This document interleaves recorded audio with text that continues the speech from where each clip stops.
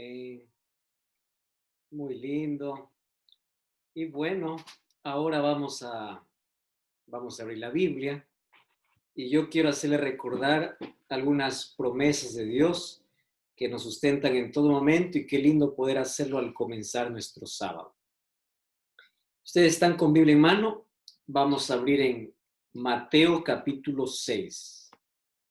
Mateo capítulo 6.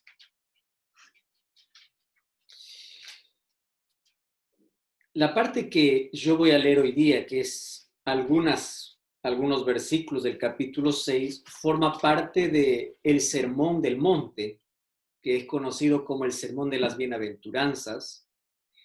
Y es curioso que de los 4 evangelios, solamente Mateo es quien habla sobre el Sermón del Monte. Los otros evangelios no lo narran como Mateo lo está narrando. Ahora, lo curioso de todo esto es que en el capítulo 5 no solamente presenta las bienaventuranzas, sino que hay un desafío de Jesús para todos aquellos que son sus seguidores. En otras palabras, lo que hace Jesús en Mateo capítulo 5 es mostrar cuál es el ideal que él espera de todos aquellos que le siguen. Entonces el capítulo 5 comienza hablando sobre cómo debe ser el carácter del cristiano. ¿Cómo debe ser el carácter?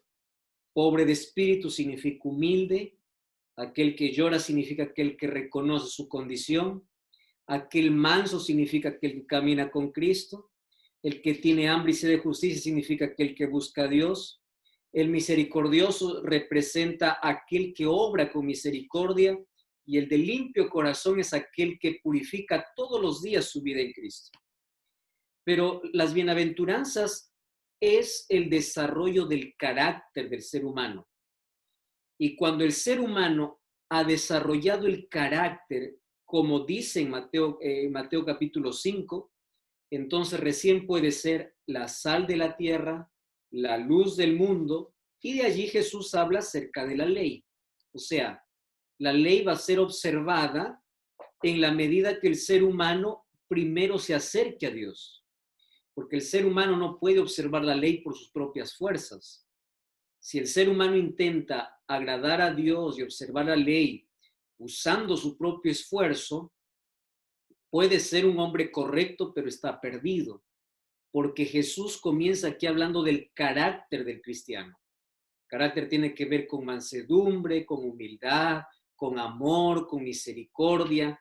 Entonces, cuando el ser humano hace eso, es la luz del mundo, es la sal de la tierra y puede guardar la ley de una manera correcta. Solo que el capítulo 6 del libro de Mateo me llama mucho la atención por la manera como Jesús toca aquí por lo menos 3 acciones que los cristianos practicamos. Entonces, el capítulo 6 habla acerca de la limosna, acerca de la oración y acerca del ayuno. Fíjense una cosa, limosna, oración y ayuno. Y luego Jesús está hablando ya de otro asunto, ¿no? De poner nuestra mirada, de hacer nuestro tesoro en el cielo. Y finalmente el capítulo 6 termina el capítulo, concluye diciendo que tenemos que buscar primero a Dios. Y el Sermón del Monte no termina en el capítulo 6. El Sermón del Monte termina en el capítulo 7, donde habla sobre cómo no debemos juzgar a los demás, la puerta estrecha, y finalmente allí que aquel que le obedece es comparado a aquel que construye sobre la roca o aquel que construye sobre la arena. Más o menos el resumen de todo el sermón de Jesús. Pero en este momento yo quiero tocar del capítulo 6 2 puntos.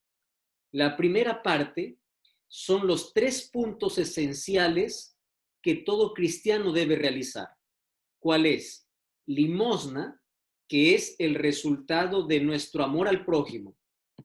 Oración, que significa nuestra dependencia con Dios. Y el ayuno, que forma parte de nuestra devoción y entrega. Ahora, yo no quiero aquí hoy hablar acerca de lo que significa la oración, lo que significa el ayuno, lo que significa la limosna. No, yo quiero aquí tocar lo que Jesús habló respecto a esas tres cosas. Entonces, estas tres cosas están interconectadas. Miren, vamos a leer el versículo 1 del capítulo 6. Dice así: guardaos de hacer vuestra justicia delante de los hombres para ser vistos de ellos. Ojo con lo que está diciendo Jesús. Guárdate de hacer alguna cosa solo por intentar sorprender a alguien, o para ser visto, o para buscar aplauso, para buscar reconocimiento. Y allí dice en el versículo 2, cuando des limosna, no hagas tocar trompeta, no seas como los hipócritas, allí en las sinagogas, en las calles, que para ser alabado por los hombres dan limosna. O sea, Jesús no está condenando dar limosna. El asunto es qué te motiva a dar una limosna. Ese es el problema. Vamos a leer el versículo 5. Otra vez Jesús habla. Cuando ores, no seas como los hipócritas. Miren, recuerde que la palabra hipócrita se va a repetir varias veces aquí en un sentido de querer aparentar lo que en realidad no es. Es decir, el que da limosna para ser aplaudido no es generoso, es egoísta. Solo que él se cubre de hipocresía. Parece bueno, pero no lo es. Pero ¿quién es el único que sabe? Dios. Y el versículo 5 dice, cuando ores, no seas como los hipócritas, porque ellos aman el orar en pie en las sinagogas y en las esquinas para ser vistos de los hombres. De cierto os digo que ya tienen su recompensa. Si ustedes se dan cuenta, otra vez Jesús repite, no hagas algo para ser visto. Vamos al versículo 16, al tercer punto que Jesús está hablando. Cuando ayunéis, no seáis austeros, como los hipócritas. Otra vez la palabra hipócrita. Porque ellos demudan sus rostros para mostrar a los hombres que ayunan. De cierto os digo que ya tienen su recompensa. Muy bien. Si ustedes se dan cuenta, estas tres actividades son las mayores acciones que todo cristiano tiene que hacer. El cristiano tiene que ser solidario, el cristiano tiene que compartir, el cristiano tiene que ayudar. Entonces, todo eso involucra la parte de acción al prójimo. Y Jesús dice, tú tienes que hacer esto, pero cuidado con hacerlo para ser visto. Es decir, si tú esperas una recompensa humana, ya no tendrás una recompensa celestial. ¿Y qué cosa es lo que realmente es fuerte en el texto? Es que en las tres partes de limosna, oración y ayuno, Jesús habla de una hipocresía. No seas como los hipócritas. No des limosna como los hipócritas, no ores como los hipócritas y no ayunes como los hipócritas. ¿Qué es un hipócrita aquí? Aquel que quiere mostrar lo que no es. Hipocresía. Entonces, ¿saben?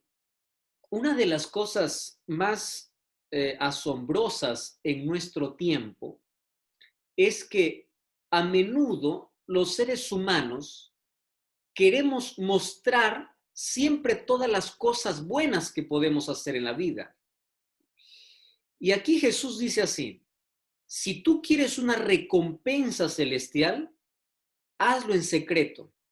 Y si ustedes leen todo el capítulo, dice, si tú das una limosna, hazlo en secreto.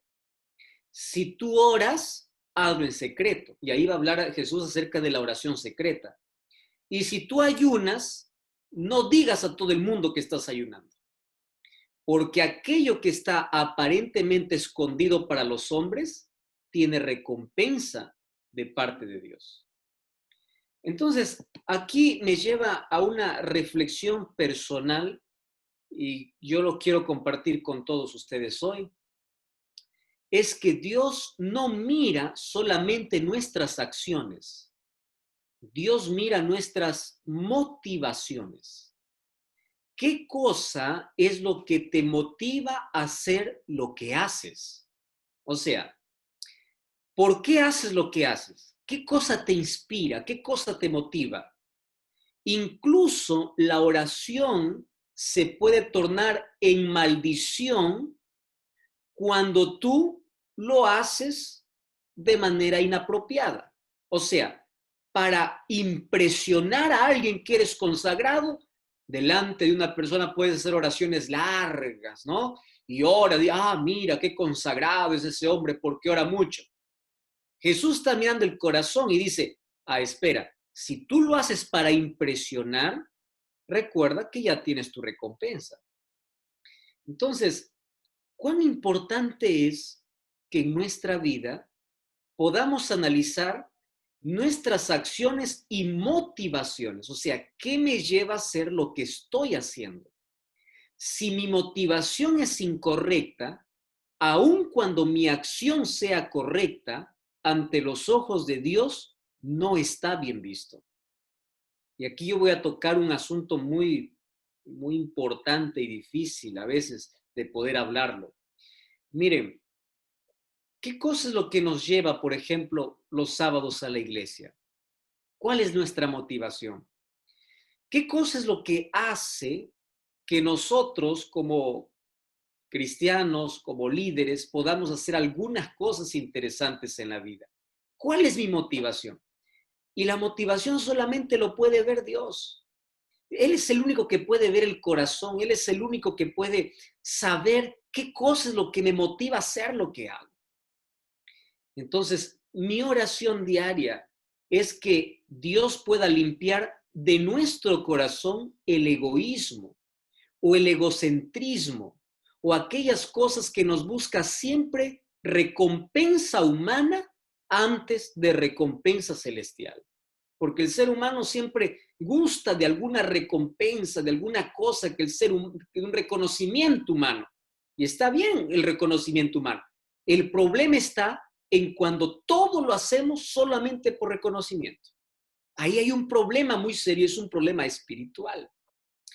Y de allí Jesús está ya hablando otras cosas, ¿no? Acerca del tesoro, de dónde debemos hacer nuestro tesoro, acerca de las riquezas. Y allí Jesús, a partir del versículo 25, gira su sermón, su mensaje, hacia el aspecto más sensible del ser humano. Y comienza el versículo 25 diciendo, por tanto os digo, no os afanéis por la vida. Y ustedes conocen muy bien ese texto. No te afanes por lo que has de beber, de comer, de vestir. La vida es mayor que el alimento, el cuerpo es mayor que el vestido. Incluso Jesús nos dice, mira las aves del cielo. Ellos no siembran, no recogen, vuestro Padre los alimenta. ¿Acaso ustedes no valen mucho más? ¿Quién de vosotros puede añadir alguna cosa? ¿Por qué se afanan por el vestido? Miren los lirios del campo. Ni Salomón se vistió de esa manera. Miren la hierba. Y una vez más el versículo 31. No os afanéis diciendo, ¿qué comeremos, qué beberemos o qué vestiremos? Porque los gentiles buscan estas cosas, pero vuestro Padre Celestial sabe que tenéis necesidad de todas estas cosas. Y allí viene la orden de Jesús. Buscad primeramente el reino de Dios y su justicia, y todas estas cosas os serán añadidas. Y concluye allí diciendo, no os afanéis por el día de mañana, porque el día de mañana traerá su afán. Basta cada día su propio mal. Mis apreciados hermanos, Mateo 6, 25 al 34 es el texto que debemos leer hoy todos los días. Porque fíjense una cosa, si hubo un tiempo donde la ansiedad, la preocupación, el miedo, la inseguridad tomó cuenta de la vida del ser humano es hoy, es ahora. Entonces, qué difícil a veces se nos hace mirar el futuro, confiar en que Dios está al control de todo, cuando vemos que cada vez la gente está siendo despedida de su trabajo, cada vez la crisis se empeora, cada vez la amenaza es contra la vida, y uno empieza a desesperarse, a angustiarse de alguna manera. Y la palabra que se repite aquí en la parte final es: no te afanes, no te afanes, no te angusties. Y Él nos da evidencias para no hacerlo. Y yo me quedo aquí sorprendido. Y yo no sé, yo y mi esposa nos hemos criado en el campo, fuera de la ciudad, y hemos crecido contemplando la naturaleza. Hemos crecido mirando las flores, mirando o escuchando el sonido de los pajaritos. Ustedes saben que los pajaritos, algunos por su instinto, tienen horarios ciertos para poder cantar durante el día, pero toda ave está entrenada o está diseñada, mejor, diseñada para poder cantar siempre al comenzar el día.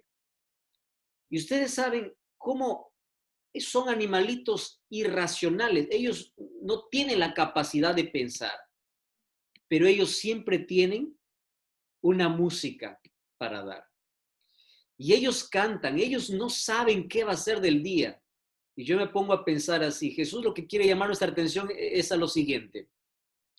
Si un pajarito agradece antes de recibir comida, ¿cuánto más tú tienes que buscarme y agradecerme antes de que tú puedas dar? Pero el ser humano, ¿qué cosa es lo que hace?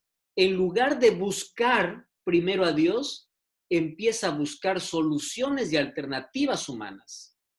Y allí es donde viene la angustia, porque cuando el ser humano quiere tener el control de todo, a la verdad solamente se descontrola y no tiene el control de nada, absolutamente nada. Y allí vienen las enfermedades mentales, allí viene la crisis que empeora, allí viene la situación que empeora a todo ser humano. Y aquí el mensaje de Jesús es: si tú te sientes preocupado, mira la creación. Y saben una cosa, nosotros los cristianos hemos dejado de leer la segunda o la primera revelación de Dios para el mundo. Ustedes saben que Dios se revela al ser humano por lo menos de 4 maneras. La primera manera como Dios se revela es a través de la naturaleza. La segunda es a través de la palabra de Dios, de la Biblia. La tercera es a través de Jesucristo. Él vino a revelar el amor del Padre, a través de la historia, a través del Espíritu Santo, etc. Ahora, fíjense, nosotros hemos dejado de leer el libro que revela el cuidado de Dios de manera general. Y ese es el libro que tenemos que volver a leer. Ese libro se llama Naturaleza. Satanás ha usado incluso la naturaleza perfecta de Dios para decir o negar la existencia de Dios.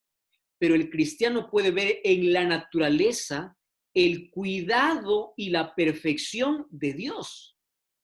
Y nosotros tenemos que detenernos un poco más en la vida para que nuestro corazón pueda estar calmado.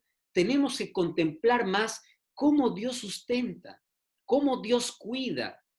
Y ahí es donde Jesús dice: mira, si de ellos yo no me olvido, ¿cuánto más de ti? Yo sé lo que necesito, lo que necesitas. Solo te pido una cosa, y es lo único que te pido. ¿Qué cosa es?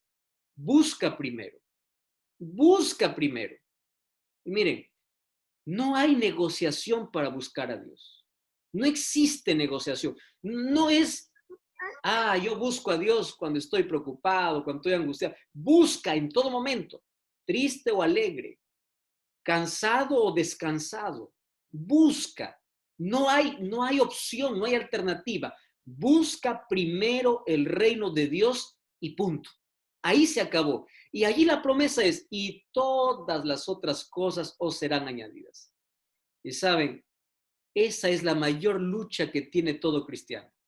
¿Y ustedes saben por qué nos afanamos tanto? ¿Por qué nos preocupamos tanto? Porque nos hemos olvidado de buscar a Dios con intensidad. Nos hemos olvidado de contemplar el cuidado de Dios en la naturaleza. Nos hemos olvidado que las promesas de Dios son reales. Y es allí donde nos ponemos nerviosos, donde nos angustiamos, donde no sabemos qué hacer. Y en tiempos de crisis como el que estamos viviendo, necesitamos leer y practicar, leer y hacer, recordar las promesas de Dios y vivir las promesas de Dios. Porque una cosa es hablar de las promesas de Dios y otra cosa es experimentar las promesas de Dios en nuestra vida. Mi querido hermano, mi querida hermana, busca a Dios y punto. No hay negociación, no hay otra cosa, no hay secreto, no hay ningún otro medio por el cual el corazón puede estar calmado si primero no aprende a descansar en las manos de Dios al comenzar el día. Y yo quiero finalizar hoy con una frase que gusto repetir cuando hablo sobre este tema. El final del día depende mucho del comienzo. Voy a repetir esto. El final del día depende mucho del comienzo. No se trata de comenzar con pie derecho. Se trata de comenzar de rodillas ante la presencia de Dios. Porque cuando tú tienes ese comienzo, tu finalizar del día será diferente. Busca a Dios con más intensidad. Expresa a Dios toda tu necesidad y Dios añadirá todo.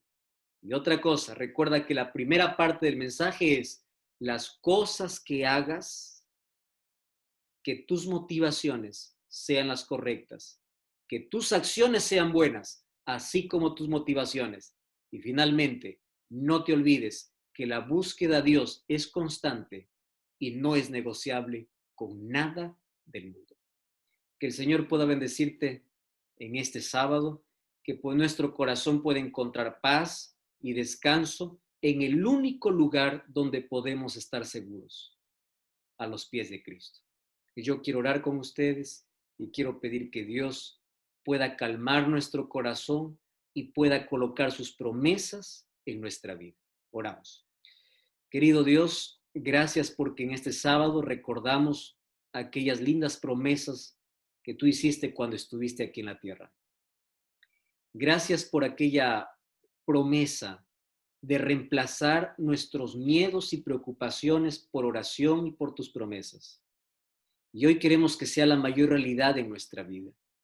Como también pedimos que puedas limpiar nuestro corazón para que nuestras motivaciones sean correctas, como lo son también las acciones.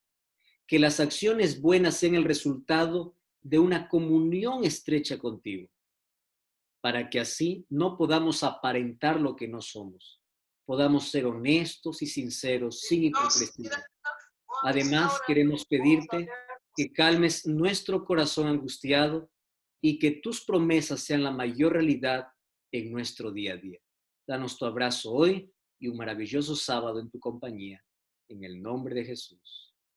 Amén. Amén. Amén.